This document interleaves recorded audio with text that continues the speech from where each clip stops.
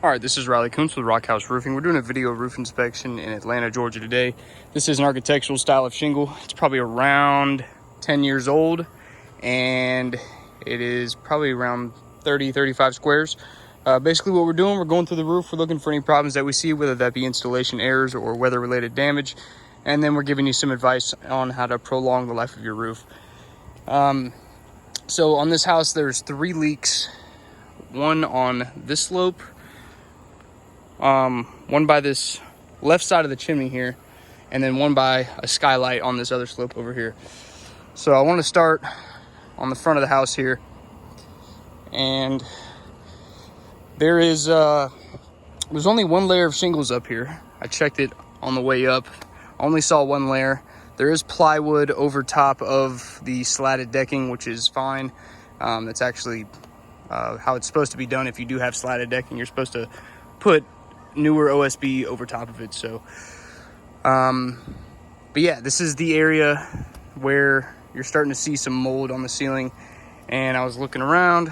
The only thing that I can find is this low nail right here that is completely rusted out, and the insulation up there isn't wet. There's not a whole lot of staining on the wood. It looks like old staining, which means this has probably been leaking for a very long time, very slowly, and it's just accumulated a little bit of moisture up there each time it rains, and you start to develop that mold. So really what you need to do is just seal this up. I mean, there's no replacing shingles.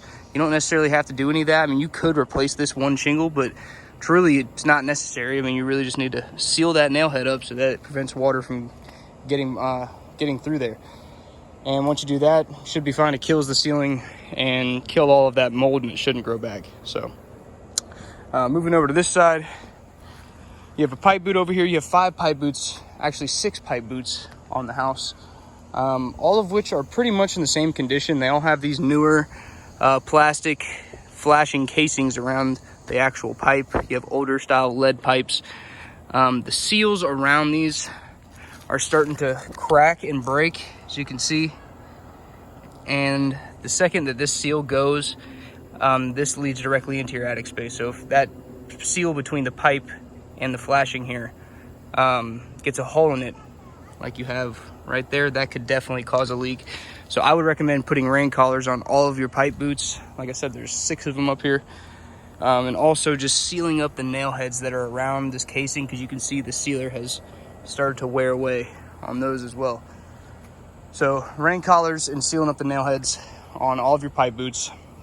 You have an exhaust vent here, and you can see the flashing is starting to pop up on the exhaust vent, and the nails are starting to pop out of here, and you have a nice hole in the roof right there where that nail has worked its way out of the roof. I'll try to push that back in just a little bit, but overall this thing has a lot of rust on it. It's not so much the pipe itself, it's more so this cap that is completely rusted out. And you can see, I mean, that metal is broken there, and this could definitely cause a leak in time if you start to develop holes in that metal. So I would recommend replacing the cap on that, and then painting, re-nailing, and sealing the whole thing to make sure it's not going to develop any more holes or any more rust. So looking around for anything else, I don't think I saw any more low nails or anything like that on the slope. There were a few exposed nail heads on the ridge right here that need to be resealed, but other than that, no more nail pops or anything like that.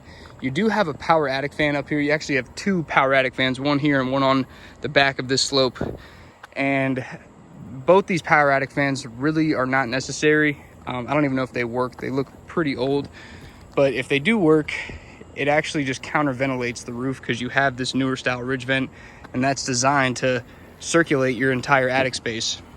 And whenever you have a power attic fan, it sucks that air away from this ridge vent and traps hot air right here at the peak of your roof. But looking at your shingles, it doesn't seem like they're deteriorating any faster.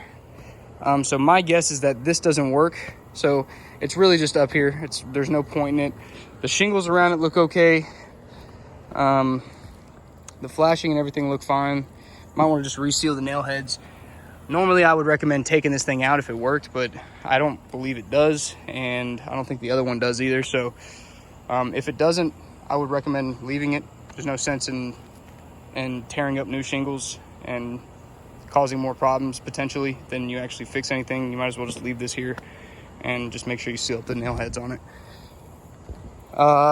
Looking at the chimney over here, there's another leak, or just some water stains on the ceiling, and it is definitely coming from the flashing around here and the sealer that's starting to crack and break. The spots in between the brick and the flashing, you really just need to come through and reseal all of this. Again, there's nothing wrong with the shingles here from what I can tell. I mean, I'm not seeing any exposed nail heads, no broken shingles, nothing like that.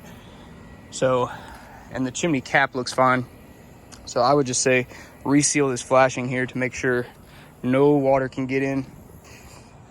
The roll roof here, smart to have the roll roof on this low slope. I think they did that the right way. The tape at the very top here is starting to kind of crinkle up a little bit. So I would just seal that back down. Make sure you clear out the debris from there. Again, you want to reseal these nail heads on the ridge here. This skylight has a lot of sealer around it. Again, starting to crack, kind of start to split a little bit in certain spots. I would recommend just resealing anything where that sealer is starting to crack and get old. You just want to put some fresh stuff on there to make sure it's doing its job. Same deal with this pipe boot down here. Just need to put a rain collar on it to protect that seal and then reseal these nail heads. Another skylight here, and on this slope, you have a lot of debris built up.